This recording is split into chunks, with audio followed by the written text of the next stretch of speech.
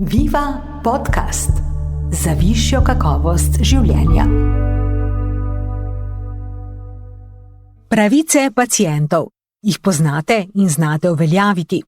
V središču tokratnega Vivinega podcasta so pravice pacientov v slovenskem zdravstvenem sistemu. Zanima nas, katere pravice lahko uveljavljamo v okviru zakona o pacientovih pravicah in kam se lahko obrnemo po pomoč.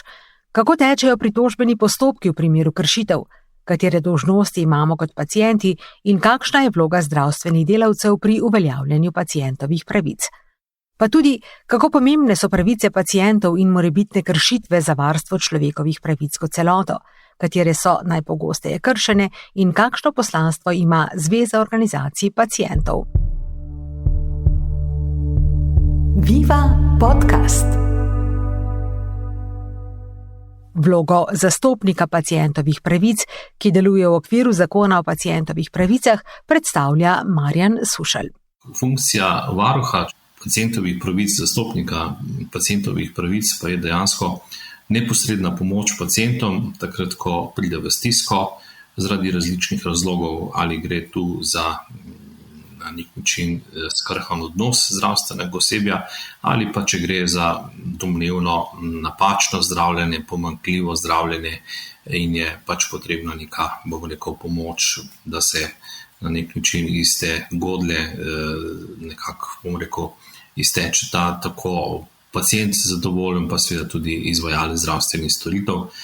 Torej, to je tisto ključno, torej z neposrednimi stiki med pacientom in zdravstvenim izvajalcem nastopa zastopnik pacientovih pravic. Z neformalnimi pozvedovanji, z pomočjo pri vlaganju pravnih sredstev, z napotovanjem pacienta kam drugam, če je potrebno. Pa seveda pomembno je tudi to, da zastopnik pacientovih pravic poroča tako Ministrstvo za zdravje in tudi Varuhu človekovih pravic, kar seveda potem pomeni, da se na nek način tudi ugotovitve zastopnikov znajdejo verjetno v poročilu Varuha človekovih pravic in potem tudi višje v Državnem zboru, kjer se obravnavajo kršitve, nažalost se ponavljajo, se ne rešijo, predvsem tiste sistemske, dejansko tudi mi čutimo na tej prvi frontni črti, da ostajajo nerešene in tu je potem seveda težko pomagati pacientom. Pacienti se zaradi očitkov kršitev na področju dostopa do zdravstvenega varstva na splošno vedno pogosteje obračajo tudi na varuha človekovih pravic, ugotavlja namestnica varuha dr. Diana Možina Zupanc. Zagotovo pa je največja frustracija, ki jo pravzaprav mi kot inštitucija zaznavamo, je, da se seveda soočamo s temi temeljnimi kršitvami človekovih pravic na eni strani, ampak še večja frustracija je pa to, da vrsta teh istih vprašanj ostaja neodgovorjenih že toliko časa in da pravzaprav na trenutke se nam zdi, da v bistvu samo spremljamo, kako je lahko še huje. In to je seveda težko razumeti z vidika pooblastil varuha, ki skrbi za uresničevanje pravic, temeljnih pravic, svoboščin in še posebej, če govorimo o ranljivih skupinah, kot so otroci, starejši, invalidi. Zveza organizacij pacientov Slovenije, ki jo vodi Gregor Cuzak, pa pacientov ne zastopa neposredno, ampak opravlja nekakšno podporno vlogo in ob tem sodeluje tako z zastopniki pacientovih pravic, kot tudi z uradom varuha človekovih pravic. Smo tisti, ki pravzaprav rešujemo zadeve velikokrat tam, kjer se pojavljajo izjeme. V zadnjem času teh izjem res veliko. Seveda te izjeme ne pomenijo, da ni prišlo do kršitev čist formalno gledano tudi, ampak velikokrat težko pokažemo v tem kompleksnem sistemu na nekoga, ki je neposredno kriv ali pa edini kriv, ampak gre velikokrat za neko sestavljanko. In ta sestavljanka včasih zahteva izrazito neformalne napore, zaradi tega, ker pač formalne poti niso predvidene. Nekatere kršitve se vedno znova ponavljajo, ugotavlja dr. Možina Zupanc. Urad varuha človekovih pravic glasno opozarja že na težave pri samem dostopanju oziroma komunikaciji z osebnim zdravnikom. Tukaj smo tudi kot inštitucija večkrat opozorili, da gre res za kršeno pravico do enakega dostopa do zdravstvene oskrbe. Še posebej to velja za digitalno manj vešče, starejše in pa druge ranljive skupine. Da pa je še huje in v zadnjem času vse pogosteje, pa zagotovo tudi da se zapleta pri sami izbiri izbranega zdravnika, kjer pač ponekod, kot vemo, to postaja misija nemogoče. Ta sistemska problematika je zelo kompleksna, zato je vsaka priložnost za apel k njenemu nujnemu reševanju dobrodošla. Vemo tudi, koliko žensk nima ginekologa, koliko je v zadnjem času otrok, ki nimajo pediatra. Gre res za hude temeljne kršitve, kot sem rekla, ne samo pravice do izbire po zakonu o zdravstvenem varstvu, pač pa tudi nenazadnje kršitev ustave, 51. člena ustave, ki govori, da imamo pravico do zdravstvenega varstva. Opozarja doktorica Možina Zupanc, zaskrbljena tudi zaradi nedopustno dolgih čakalnih dob na vseh ravneh. Tukaj se tudi pojavlja vse pogostejša težava prestavljanja terminov za preglede, za operativne posege, za specialistične preglede. In prevečkrat se tudi zgodi, da te javno objavljeni podatki pravzaprav ne ustrezajo dejanskim čakalnim dobam, kar je zavajajoče za paciente, pa problematično, ker v tem času digitalne dobe ne bi smel biti takšen problem prikaz realnih čakalnih dob. Zakon o pacientovih pravicah navaja veliko pravic, ki se uresničujejo v okviru možnosti zdravstvenega sistema in predstavljajo vsaj formalno varovalko, da se kršitve ne ponavljajo v nedogled. Zastopnik pacientovih pravic Marjan Sušelj.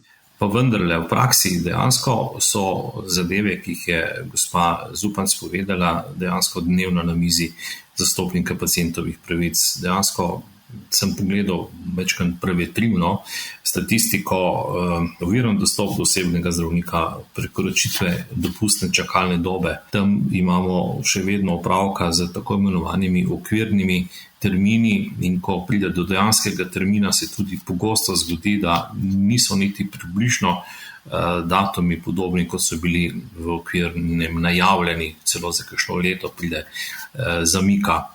Potem tisto, kar opažamo v zadnjem času na primarnem nivoju, pogosto se paciente preprosto preusmerja na urgenco. Seveda, kaj to pomeni, da zdravnik ne nudi tiste osnovne skrbe, ki jo pacient pričakuje v lokalnem nivoju, da je pacient dejansko potem prisiljen iskati nekje drugje in imamo kar veliko primerov, ko dejansko potem urgenca, recimo v Ljubljani, poka po šivih. Potem iz leta v leto imamo ponavljajoče zgodbe, kar se tiče izdaje odločb o bolniškem staležu, predvsem na drugi stopnji. Tukaj prihaja do prekoračitev tistih rokov, ki še omogočajo na nek način kontinuiteto pri zaposlovanju. Zadnjih nekaj mesecev sem pogosto ugotavljal nestrinjanje pacientov z ugotovitvami zdravnika medicine dela. Takrat, ko gre ali za vozniško dovoljenje ali za službo.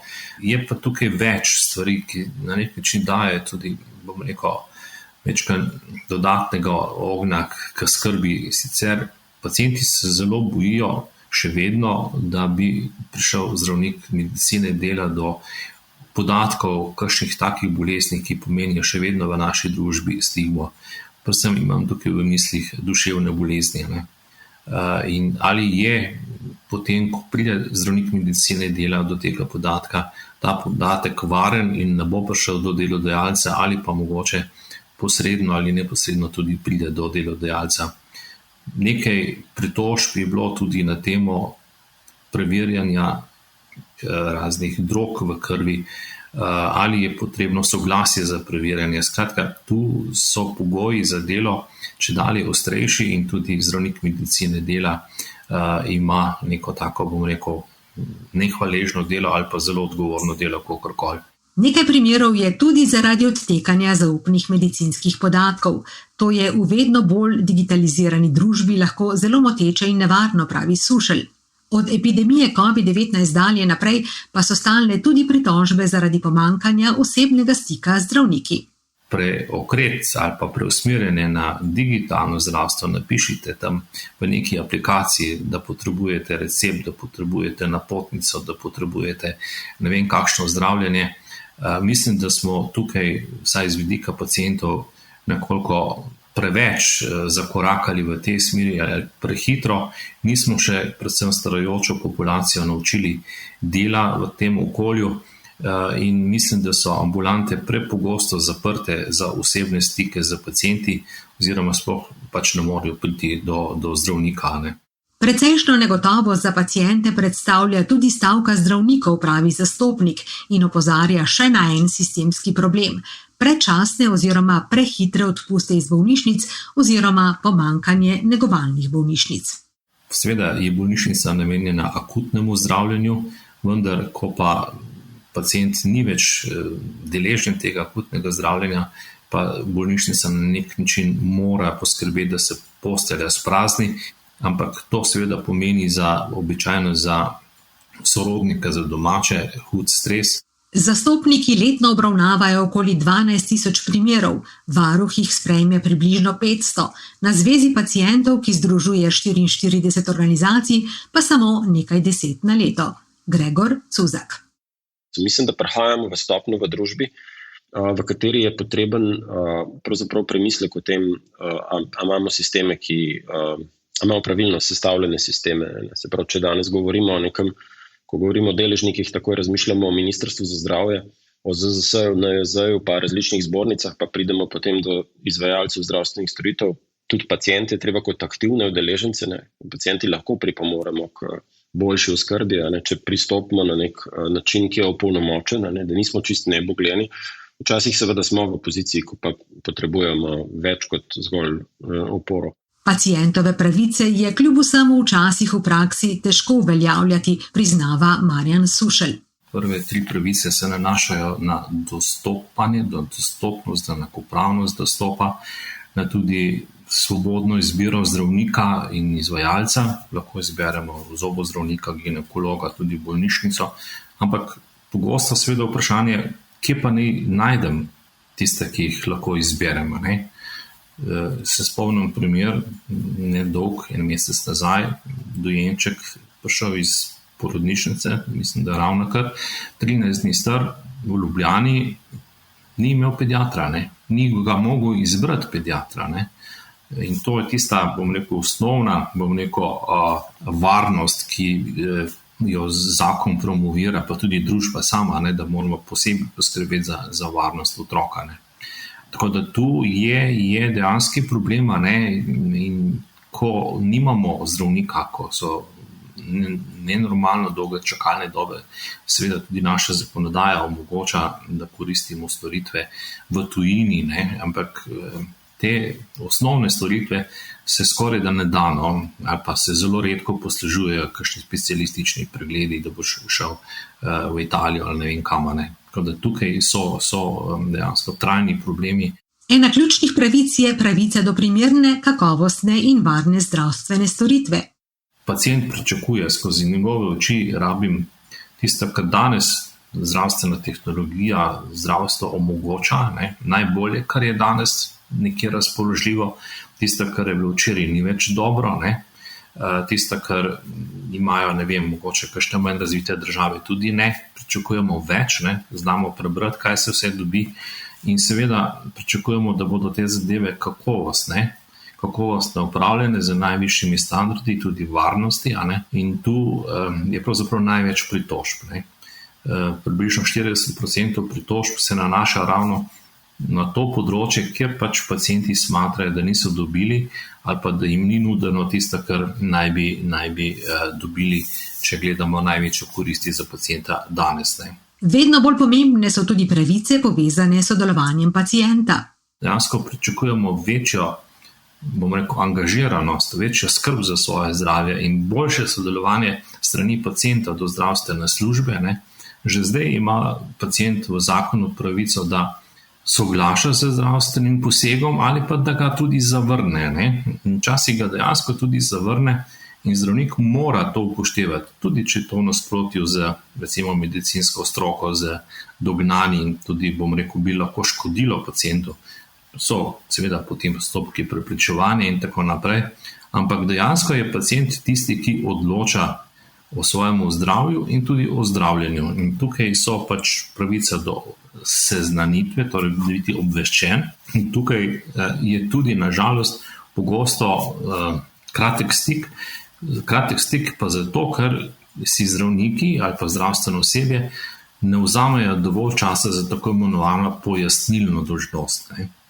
Tudi če pride do hudega incidenta, pa če pride do komplikacij, če si vzame zdravstveno osebje nekaj časa, da se pogovori z empatijo z pacientom, da mu razloži, zakaj je šlo tako slabo, recimo za starostnikom v nekem kirurškem posegu, potem bo to sprejel. Če pa tega pojasnila ni na tak način, da pacient razume, potem seveda tukaj pacienti tekajo od tu do tja, zelo nesrečni, iščejo potem seveda na nek način odgovore tudi na sodišču ali kje drugje. Standardna in zelo pogosto kršena je tudi pravica do spoštovanja pacientovega časa. Kar pomeni na nek način, da če si naročen ob 10. uri, ne boš prišel na vrsto ob 13. ampak boš prišel, 10, 30, pa nekaj takega. Pritožbe so tudi v takih primerih, sem v prejšnji teden, nekdo je bil na operaciji v letu 2011, malo kasneje, zdaj je bila potrebna ponovna operacija, kirurška operacija, ortopedska, v bolnišnici v Murski Soboti in je bil določen termin, prejšnji teden, pa je bila odpovedana, verjetno nujni razlogi. Ampak pri istem pacientu je bila operacija odpovedana že tretjič, s tem, da pacient ima bolečine, ne more kar tako, s tem, da si je pacient za tisti dan, ko je imel dogovoren termin, organiziral dopust in tako naprej. Skratka, to ni spoštovanje pacientovega časa, to je ravno nasprotno. Pacienti imamo tudi pravico do drugega mnenja, ki pa je v naši zakonodaji relativno skromno urejena, meni Sušelj. Seveda je drugo mnenje vezano tudi na stroške in zaenkrat ureditev, zakon o zdravstvenem varstvu in zakon o pacientovih pravicah daje možnost drugega mnenja, vendarle še vedno znotraj istega izvajalca zdravstvenih storitev, se preveri dokumentacija in se potem na nek način opredeli drugi zdravnika.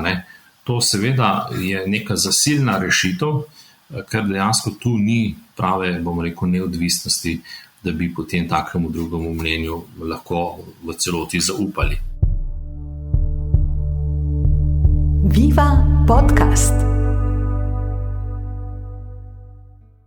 Z razpravo o evtanaziji vedno bolj v ospredje prihaja tudi pravica do preprečevanja in lajšanja trpljenja. Zastopnik se srečuje tudi s takšnimi primeri. Ravno ena pacientka sem imel v terminalni fazi skleroze multiplex, kako bo, ko bo, prišel čas, kaj narediti, kaj jo čaka, kako bi razbremenila tiste druge, ki za njo živijo ali pa sorodnike in podobno. Pacienti premalo poznamo tudi pravico do vnaprej izražene volje. Vnaprej se opredeli, da če bo prišlo do takšne situacije, da bo priključen na aparature in bi nadaljnje, priključevanje samo vzdrževalo življenje, ne pa ga, pripeljalo v neko funkcionalno zdravstveno stanje, potem je tam naprej izražena volja neke vrste zaveza zdravniku, v zdravništvu, da ga od te aparature na nek način odklopi.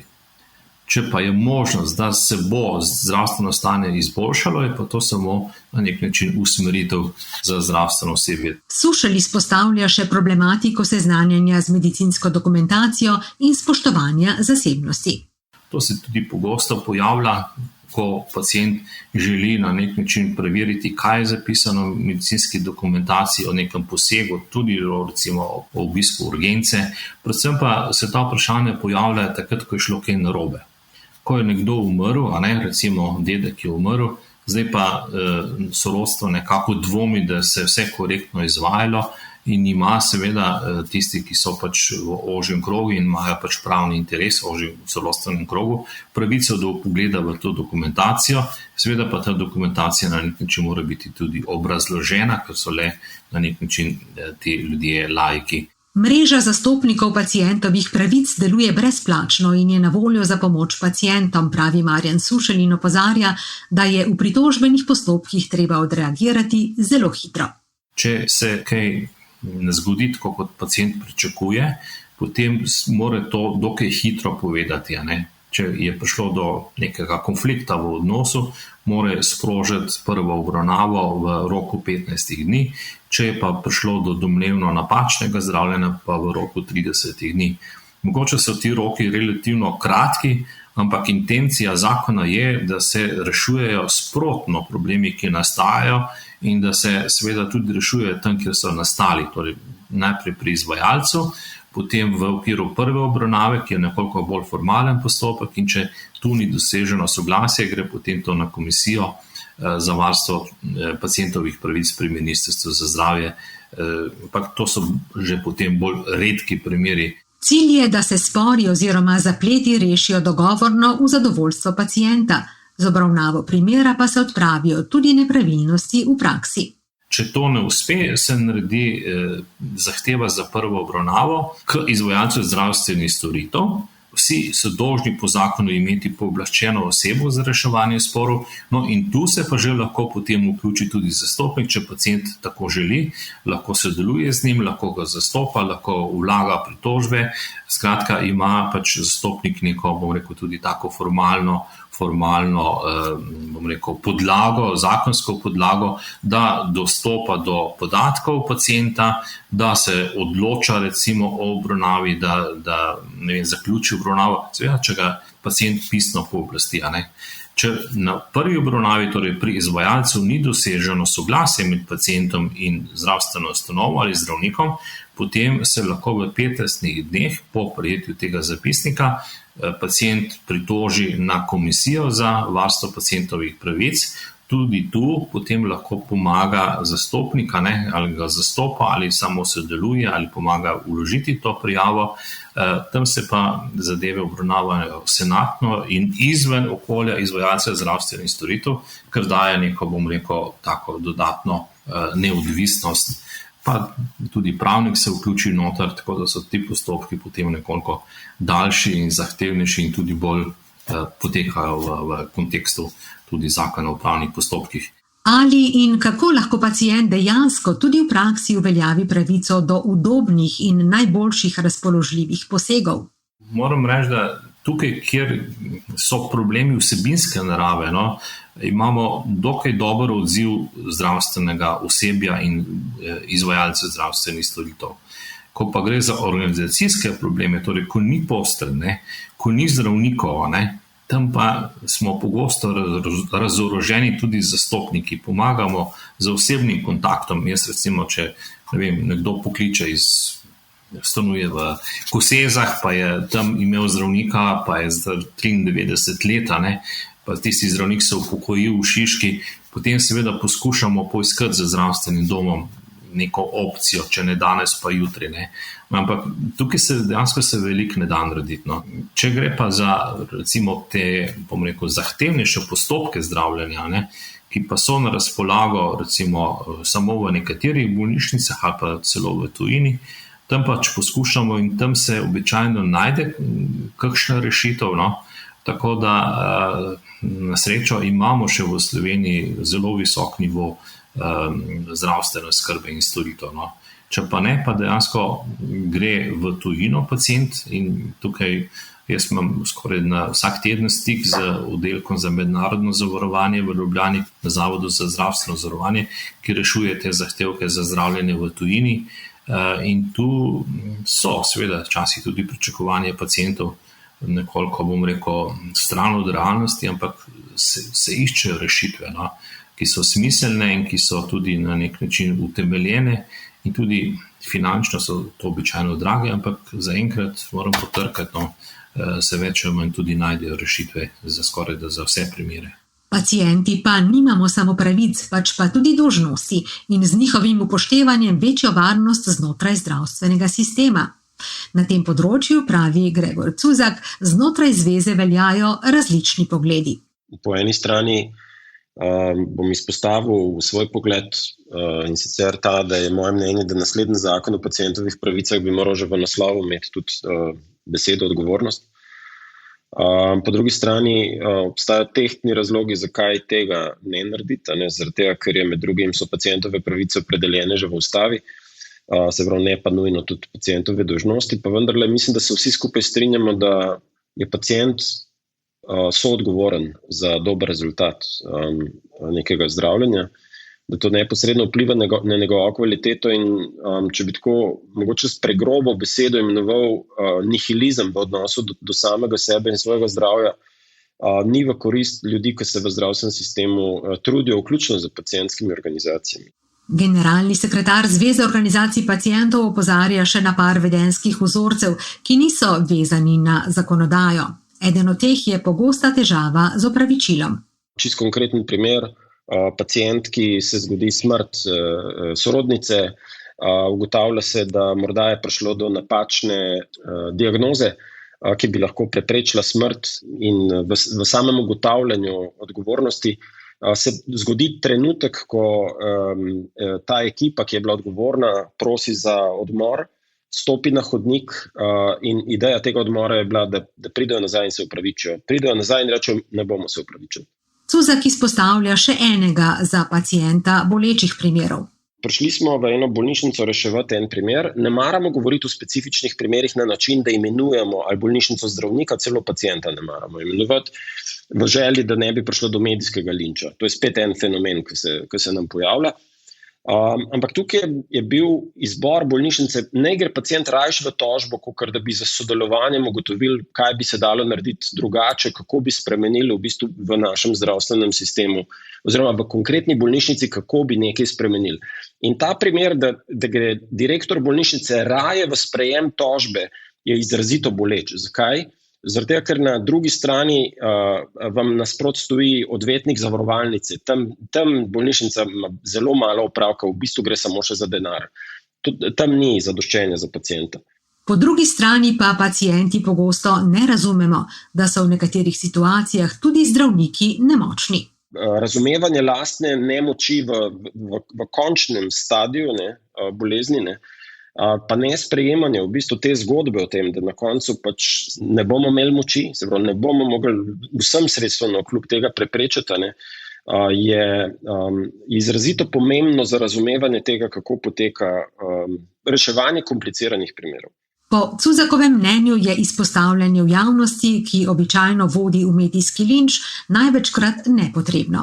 En zelo velik strah, ki ga imajo zdravniki, je kazenska odgovornost. Mi imamo v kazenskem zakoniku zapisano pravzaprav kazensko odgovornost za medicinsko napako, včasih jo celo imenujemo zdravniška napaka. Po drugi strani se je treba vprašati, a res vsaka napaka zasluži izpostavitev najprej v kazenskem zakoniku, pa a ni pravzaprav skupna želja, da stvari naredimo dobro. Seveda se je treba izogniti malomarnosti ali pa celo naklepnemu dejanju, ampak to velja isto za promet ali pa za kjerokoli drugo pravzaprav človeško aktivnost. Nujno je spoštovanje na obeh straneh, poudarja Gregor Cuzak, saj pacientove pravice niso nad človekovimi pravicami. Klicala me je ena gospa, zaposlena v enem zdravstvenih ustanov in čez minuto je začela jokati v telefon in je povedala, da jo pacient pravzaprav maltretira. Se pravi, da vse sorte stvari zahteva, da temu ni konca. In v tistem trenutku pravzaprav se mora človek soočiti, ali pa ko razmišljaš, kako se odzvati, se moraš vprašati, katere pravice imajo primat, če imajo nekatere pravice primat. In človekova pravica do dostojnega in vedenja oziroma tudi spoštovanja osebe na drugi strani, po morda mojem subjektivnem mnenju, ampak tudi v diskusijah z mojimi kolegi na Zvezi pacientov, z društvi, nismo prišli do tega, da bi pacientove pravice bile pravzaprav nad temi osnovnimi pravicami človeka, do pravzaprav nekega dostojne obravnave, ampak enako si tudi želimo v relaciji, v obe smeri. S tem se strinja tudi Marjan Sušelj in poudarja pomen spoštljive, korektne in neizključujoče komunikacije. Kar se pa tiče dolžnosti pacienta, mislim, da je treba gledati zdravstvo kot celoto. Zdravstvo je nujno treba spreminjati ves čas. Če zamudimo, nas odnese nekam na smetišče zgodovine. In to zato, ker se pač pojavljajo novi in drugačni izzivi in jutri bodo še drugačni.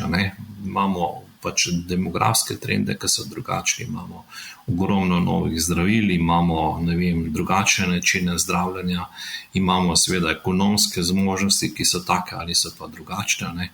In Tudi v tem kontekstu je potrebno gledati vlogo pacienta, ki ne more biti jutri enaka, kot je bila včeraj. Dejansko bi pričakovali ali pa moramo ustrajati pri večji odgovornosti, pri večji skrbi za zdravje, za svoje zdravje. Moramo na nek način delati na boljši pismenosti, tudi na uporabi digitalnih orodij, ki so tukaj, zdaj se nekateri še zelo slabo znajdejo. Moramo ustrajati pri večji odgovornosti za svoje početje, za svoje zdravje. In seveda na koncu moramo tudi na nek način anomalije, ki se pojavljajo tudi na strani pacientov, da ne bo vse slabo steklo samo na izvajalsko stran. Tudi pacienti imajo včasih nerealna pričakovanja ali pa kar direktno izkoriščajo sistem. Imam nekaj takih konkretnih primerov. Pacient je imel sočasno odprtih 110 napotnic, pa je bil še vedno živ. To je nenormalno veliko.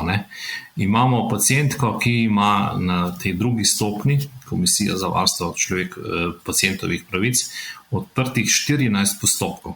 Sočasno. In če se večkrat pogovarjam z bolnikom, drugo, tretjo bolnišnico, vse mogoče stvari gospe nudijo, samo da nimajo težav z njo. Ampak vsem se pritožuje. Tudi tu mislim, da bo moral, če bomo zakon nekako novelirali, moral poskrbeti, da ne prihaja do sicer posamičnih, ampak tudi zlorab. Predvsem pa bo v slovenskem zdravstvu in javnosti treba vlagati v večje zaupanje med pacientom in zdravstvenim osebjem. Mene zelo moti ta, toksičnost v poročanju o zdravništvu, ki je izključno pridobitniško orientirano in ne vem kaj. Te zadeve seveda delajo v nasprotni smeri, kot bi morali delati. Dejansko moramo tukaj izgrajevati in povabiti pacienta in od njega zahtevati aktivno vlogo in seveda dobro sodelovanje z zdravstvenim osebjem. Tudi zdravstveni delavci in same ustanove imajo svojo vlogo pri obveščanju o zdravstvenih pravicah pacientov. Če pride do nekega konflikta, morajo na nek način poskušati z iskrenimi nameni reševati tisti konflikt. Vsi izvajalci zdravstvenih storitev morajo imeti objavljene pristojne osebe za reševanje sporov na vidnem mestu in seveda biti odzivni. Tam so kratki roki tako za paciente, največ 15 dni, tako tudi za izvajalce. Morajo tudi obveščati zastopnika o ukrepih, ki so jih sprožili, ne z imeni in priimkom pacientov, ampak z obveščanjem o opravljenih prvih obravnavah. Če pogledam slovenski prostor, bom rekel, da imamo relativno malo izvajalcev, ki to korektno in sproti dela. Pa večji del, ki so nekoliko, bolj nevtralni. Imamo pa tudi primere, ko sprejmejo kakšno pritožbo pacienta, pa mu dobesedno grozijo z odvetnikom, da ga bodo tožili in. To je seveda skrajno neprimerno. Viva podcast. Študenti medicine nekaj znanja z področja komunikacije pridobijo že na fakulteti, zagotavlja predavateljica primarika Irena Vatovec, specialistka družinske medicine. Predvsem vzpostaviti ustrezen kolegialen odnos s primerno empatijo, povprašati pacienta o pričakovanjih in delati v smislu partnerskega odločanja. Na področju komunikacije torej kar veliko, prav neposredno o zakonu o pacientovih pravicah pa mislim, da na fakulteti ni veliko besed. Veliko več se o tem pogovarjamo na specializaciji za družinsko medicino, ker morajo bodoči zdravniki, specialisti družinske medicine poznati zakonodajo, tudi zakon o pacientovih pravicah, da pravilno postopajo in da večino konfliktov v interesu obojestranskem rešimo na nivoju kolegialnega dogovora, pojasnil, ker veste, da je največ pritožb pacientov prav na področju nepojasnjenosti oziroma ne dovolj časa za pogovor s pacientom. Irena Vatovec, sicer tudi direktorica zdravstvenega doma Postojna, ocenjuje, da večina pacientov spoštuje svoje dolžnosti, če so jim pravilno predstavljene. So pa seveda izjema, ocenjujem, da jih je okrog 10 do 15%. Predvsem je nespoštovanje dogovorjenih terminov pregledov, predvsem na področju specialistike, in pa neupoštevanje dogovorov oziroma navodil, ki jih pacientom podajamo, predvsem na področju poznavanja zdravstvenega sistema. Tukaj so tudi pacienti precej v stiski in v bistvu velikokrat kršijo svoje dolžnosti tudi zaradi nepoznavanja svojih dolžnosti. Se pravi, želeli bi, da se z pravicami iz obveznega zdravstvenega zavarovanja pacienti bolje izobrazijo, na čemer delujemo tako na področju informiranja, kot so z raznimi letaki in tudi pojasnili, in da bi več teh pojasnil dobili strani nosilca zdravstvenega zavarovanja, to je ZZZS-ja, in ne strani zdravstvenih delavcev, ker pridemo velikokrat v kolizijo velikih pričakovanj ob teh, da jih ne moremo izpolniti, ker niso pravice iz obveznega zavarovanja. V Sloveniji relativno malo primerov z področja kršitve pacientovih pravic konča na sodišču, zatrjuje Marjan Sušelj.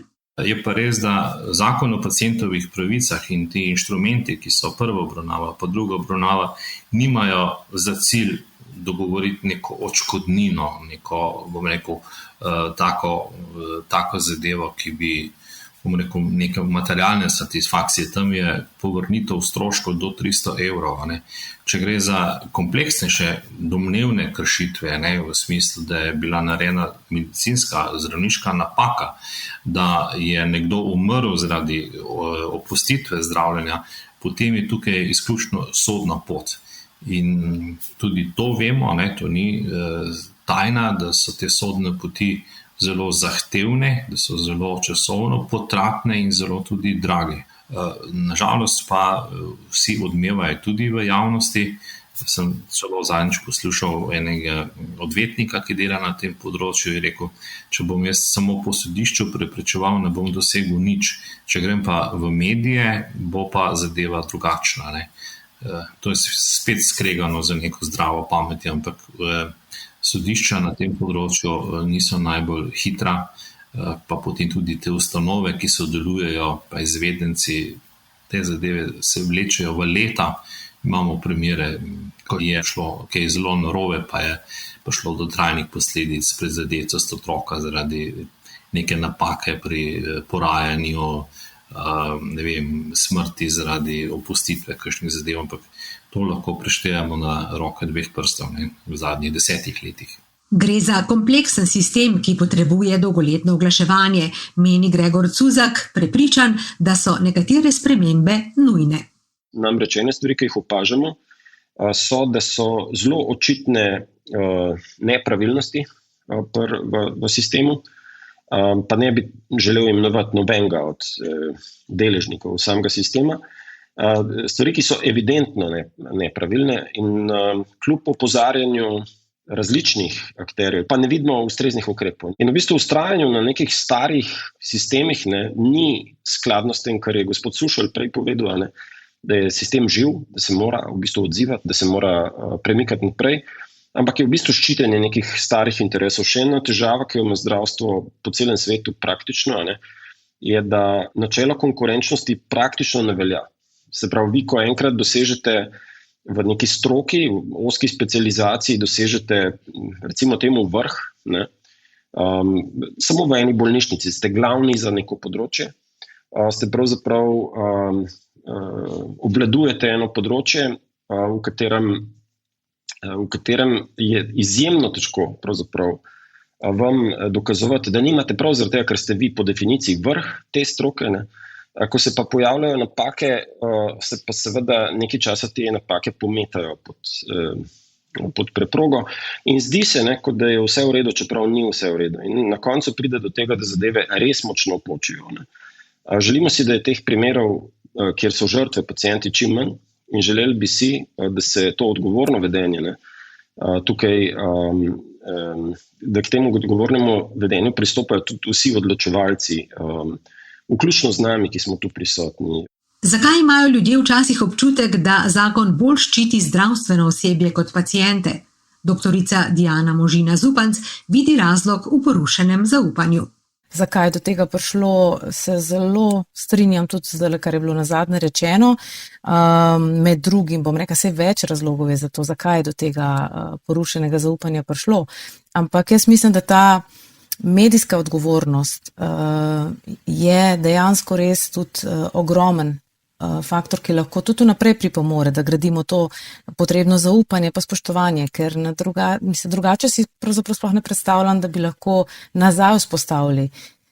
Dokler bo nek ta prepad, pa neka distanca se še povečevala, da se bo podpihovalo eno ali pa drugo stran, sej pravzaprav tukaj nismo na dveh straneh, sej tukaj govorimo o zagotavljanju neke osnove socialne države.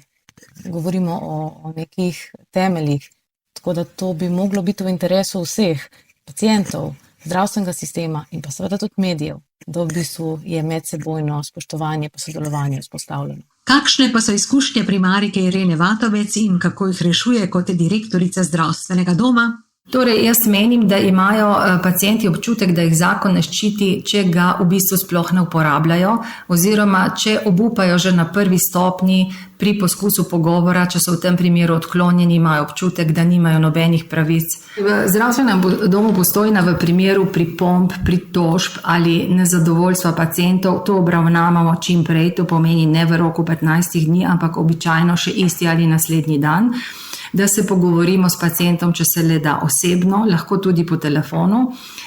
Zagotovimo, da bomo postopek speljali, da bomo najprej poslušali njihovo zgodbo in nato pridobili še mnenja z druge strani vseh udeležencev. Vkolikor ugotovimo, da smo s strani zdravstvenega doma postopali napačno, se pacientu upravičimo. Res pa je, da je največ težav na področju komunikacije, ker ima tudi druga stran občutek, da je morda nekoliko bolj grobo, ampak še vedno ustrezno komunicirala.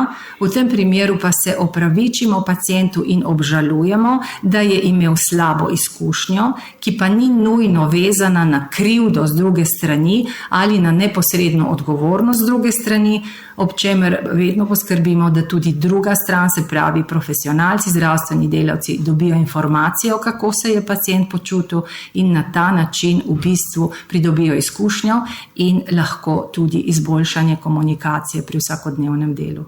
Če se pacient z nečem ne strinja, to še ne pomeni, da je bilo kaj narobe, dodaja Marjan Sušelj in ponazori na primeru.